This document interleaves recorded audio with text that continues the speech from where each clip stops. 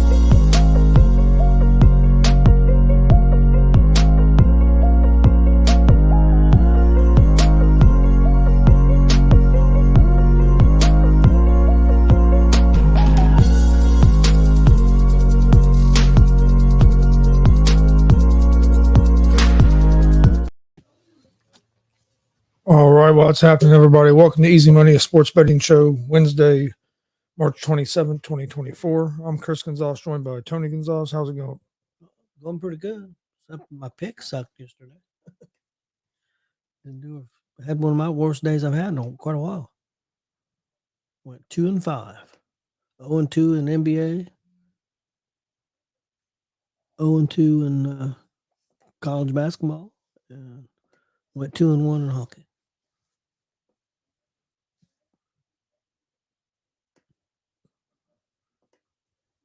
All right.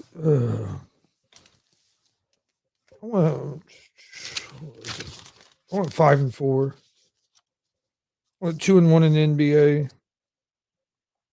1-1 in college basketball, and 2-2 in hockey. What did you have in college basketball? You had Ohio State. Yeah. But then you took Indiana State, didn't you? Yep. Indiana State won, going to the semifinals of the NIT. Yeah, they trailed a lot of that game and then took over the second half of the second half. Ohio State had chances to beat Georgia, but they weren't going to cover the way that game went. They weren't going to get to 8.5 even if they'd have won. But yeah, Indiana State looked pretty good. Yeah, they got a good team.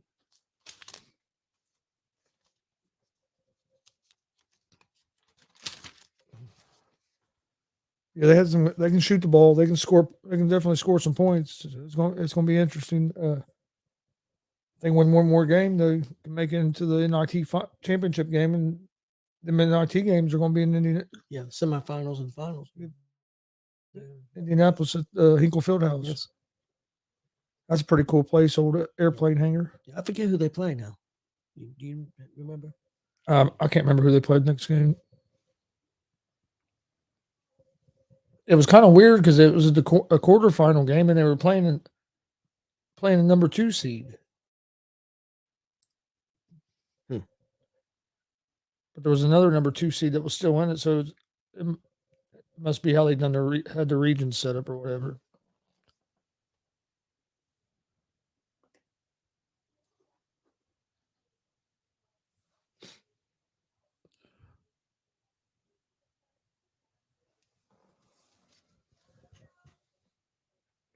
Hey, how's it going, Glenn? Glenn said that Indiana State damn near sold Hinkle Fieldhouse out already as of last night.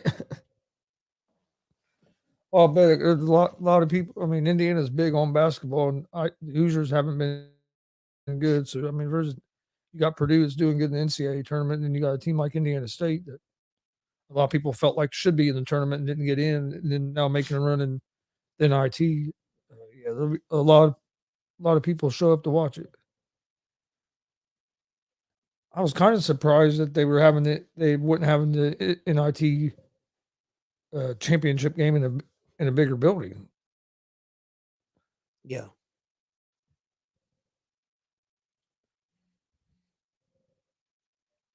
Again, they may be playing Georgia.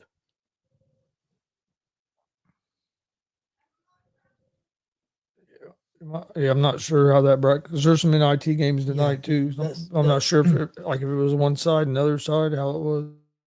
Yeah, I'm not sure. You got Seton Hall and UNLV play, and you got Utah and VCU play. So they're going to play one of those teams, Georgia or one of those teams.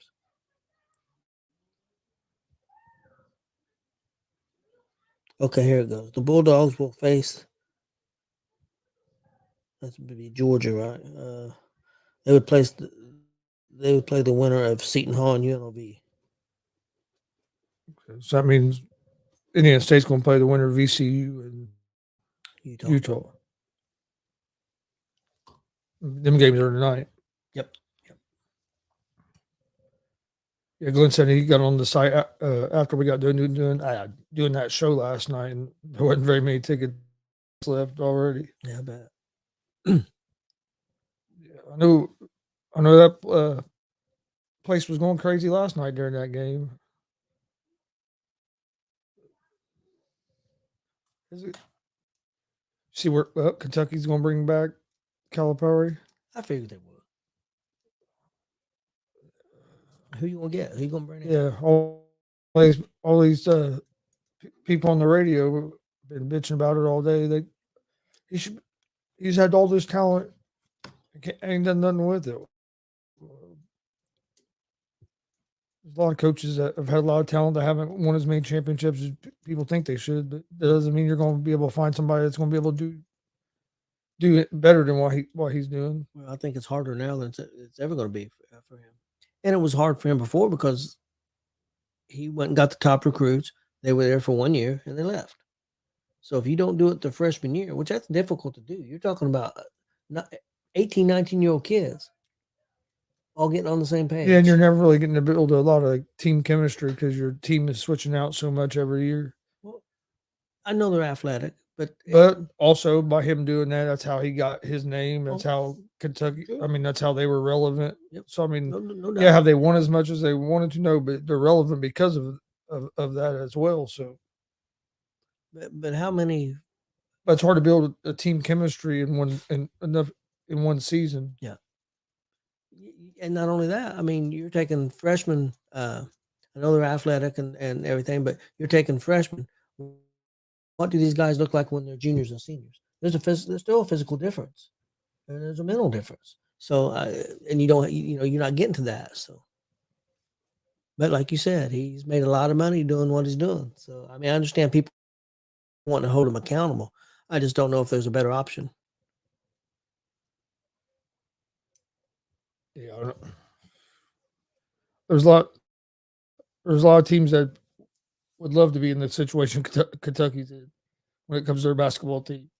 Oh yeah. So I understand it's all about winning national championships. I understand that, but it can also be a hell of a lot worse. Talk about IU. I mean, yeah, we haven't been at that level for that's a long time. See, that's a perfect argument for Purdue and Painter. I mean, he's had him relevant for a long time now. People get mad. I mean, he's made the Sweet 16 this year, but I mean, people have been upset. You could leave. He could leave. You could have him leave, and then you may not be relevant anymore. Yeah.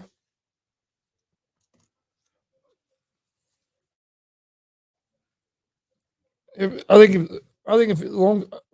they beat Gonzaga and they make the Elite Eight, I think even if they lose, then it won't be as loud as it had been in the last couple of years. Because at least they made a pretty good run. Where like last year they got beaten second round? I think it was second round.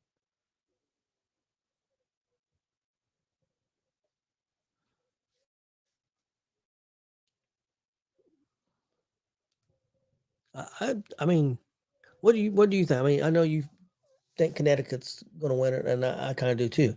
But I mean, what kind of chances do you give Purdue?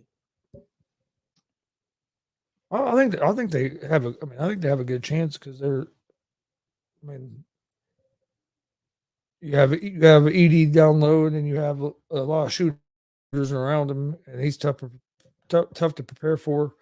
I think they have a good chance. It's just a lot of them with them is going to be able to hitting shots. And that's what it comes down to uh, in these college games. Which team can hit, or basically which team's hitting more threes is what it comes down to anymore. Yeah. But no, I think Purdue has a good chance. I think they have a good chance of at least getting there and playing UConn. But just the games I've watched, I think UConn's been the best team I've seen. Do you think there's any chance we could get a craziness and North Carolina State make it back to the finals like they did many years ago? I don't know if they'll get that far, but I'll tell you what, I do like watching them play. I do too. They're a fun team to watch play. They got that couple big guys down low that can really dominate. That one dude just bullies people around. They play physical. That NC State team does. I do like that. I just don't know if they're going to have enough offense to keep up with some of the other high scoring teams.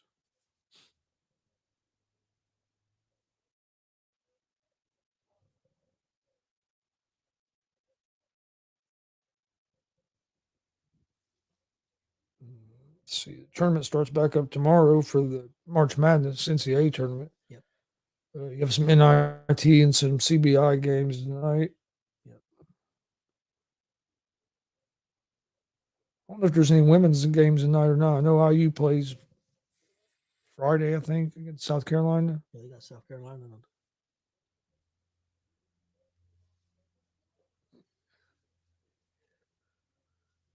Yeah, they have I think Iowa plays on Saturday, if I remember correctly.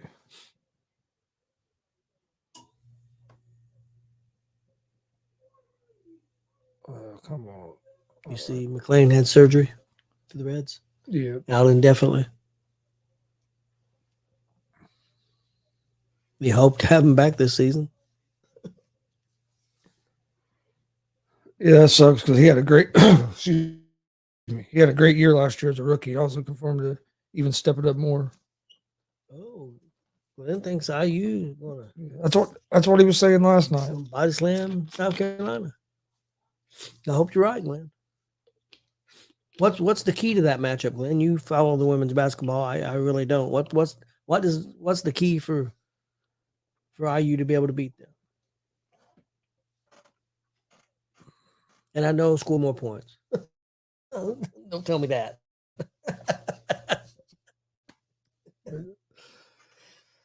IU's going to play better than they did last game, and they're going to have to figure out a way to stop South Carolina from hitting shots. Slow them down. Well, South Carolina is pretty much. I mean, they handled everybody pretty good most part. Haven't they? Yeah, they kind of done that last year, and then Iowa beat them, upset them in the tournament.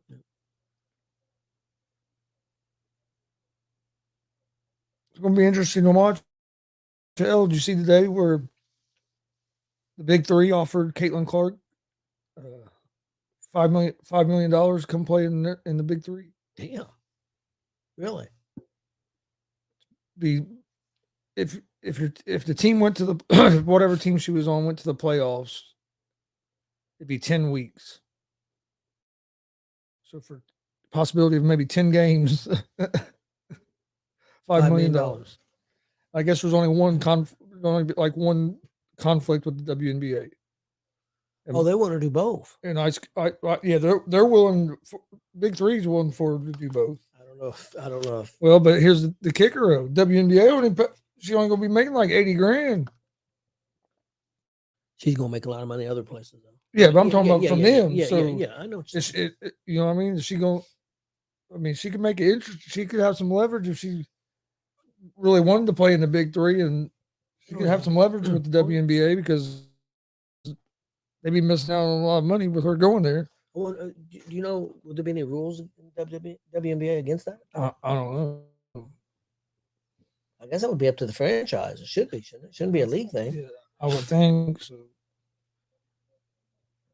But yeah, the offer have been made, but Ice Cube and them were kind of wanted to keep it quiet because they didn't want it to come out and be a distraction while during this tournament run. Yeah. But TMZ or somebody got it leaked out and they released it today.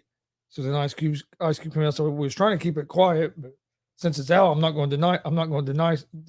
Yeah. But, so that could be interesting if she was to decide to do that. Yes. I mean, $5 million and yeah, she's gonna make a lot. She makes a lot of money with her sponsorship deals and stuff too. But hell, they were showing like the team salaries for the WNBA. A lot of the team salaries are barely what they pay their players. It's barely over $1 million a year for their whole roster. You know, I mean, she can make 5 and basically 8 guaranteed dates and maybe 2 more.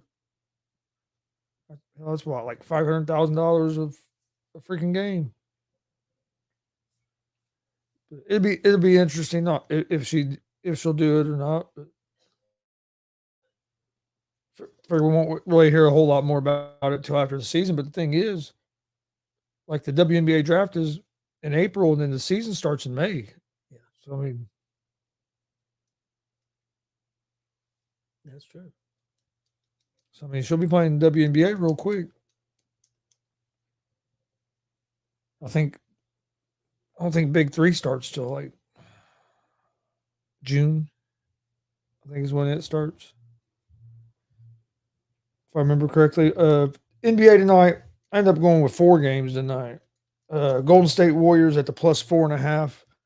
On the road at the Orlando Magic. I like the Warriors at the plus 4.5. They got a big win last night as well.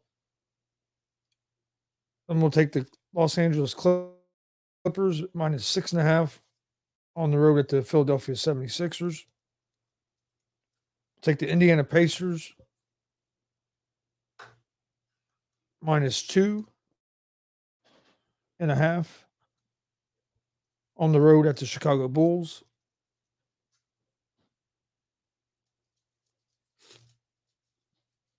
And then I'm going to take the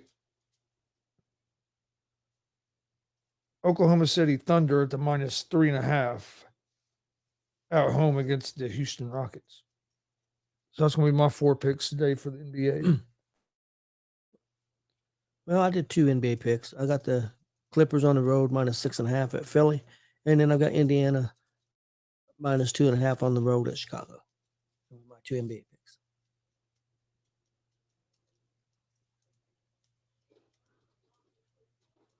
All right. And I want to pick NBA, but there wasn't enough other games, so I picked 2 NBA games. College basketball. I went with 2 NIT games. I'm going to take Seton Hall at the minus 5.5 against UNLV, and I'm going to take Utah at the minus 7.5 against VCU. Okay, I've got Seton Hall minus 5.5 against UNLV, and then I've got High Point plus 1.5 against Seattle. That's my college basketball picks. All right, hockey night. I'm going to take the Sabres on the money line at home against the Senators, and the Lightning on the money line at home against the Bruins. Got the same picks. I got Buffalo money line and Tampa Bay money line. So we got a lot of the same picks. So we could do well or we could suck real bad. One or two. I've been doing pretty good here lately. So. Yeah, you have been. Last week and a half, you've been doing real well. Now we won't talk about the before that. Hey, I'm above 500. Yep, you are.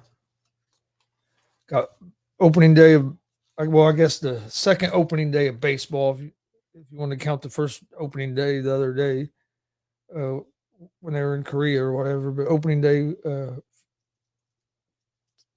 baseball tomorrow. I know Reds play. Forget exactly what time, but I wanted to say like an afternoon. 4. I believe it's 4 or 5, if I remember right. So I'm ready to. Wouldn't be warm enough for me. Wouldn't be warm enough down Oh, there. man, and tickets were pretty expensive. Yeah, I seen a thing that the Reds was the second highest opening day tickets. I forget who was first, but they were second. Yeah, I think it might have been the Cubs first. it's always like that.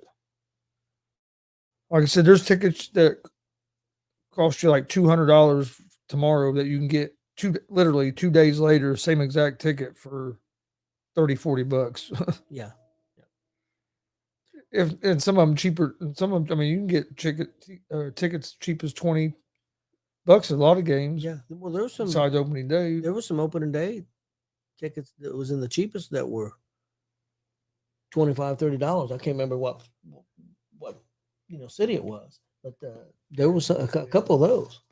Cheapest one for the Reds when I looked about on this probably about 3 weeks ago. They were cheapest ticket was like $90 or $95 was the cheapest ticket to get in, and some of those tickets were actually like standing room only places. Hell, there's some tickets you can't even see the fucking field. Why you gonna go to a game if you can't see the field? I don't understand that. Well, if people go to WrestleMania and it says it on the ticket, I guess it's view restricted. Why would I want to be view restricted?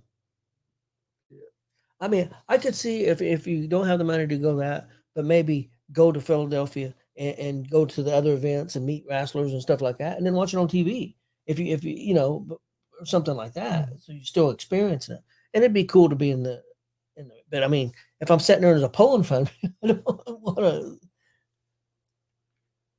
Yeah, I've never understood it. There was I was going to get tickets for the Home Run Derby when the All-Star game was in Cincinnati, and the only tickets was left was standing and no view of the field. I'm like, well, why the hell do I want to go to a Home Run Derby if I can't see the field? I'll stay home and watch it. Yep. Well, last night or Monday Night Raw, they went with the real little stage again because they could get more people in there, so they can get 16,000 people there in Chicago. They went to the real little. Yeah, WWE's been on fire when it comes to that. All right, you have anything else for today? No, I seen not really. I seen McAfee. He was talking about wrestling again today. He's been talking about what The Rock did to Cody all week. Yeah. Or every guest that comes on the show, you'll ask him, "You see what The Rock did to Cody?" He was down there at the NFL owner meetings yesterday in Florida, and he was there at this conference conference room. Yep. And he had a bunch of the GMs and some coaches and stuff on it. Every one of them, he asked that question. Did he know what the fuck he was talking about? So a couple of them did. Some of them like, no, I didn't see it. And then he was doing the same thing today. He was asking people would come on. He'd ask him, "You see what Cody did or what Rock did to Cody Monday night?" He's getting more comfortable again. He's been really good the last 2 or 3 weeks on Raw. When he first came back, he struggled a little bit, but he hadn't been watching the product as much, and wasn't and I think it was I don't know how long the negotiations was, but I mean I think it was. I don't know if it was super planned, pre-planned for him to come back. I think it may have been a deal. Hey, let's talk to McAfee and see if he can do. Well, the thing from what I understood, it kind of seemed like it came together pretty fast, and that he, because like he went and done that Royal Rumble, and then I think it just kind of went from there. Because that was around the time that they made that decision with the one guy. Yeah, I can't think of his name. The other announcer, yeah.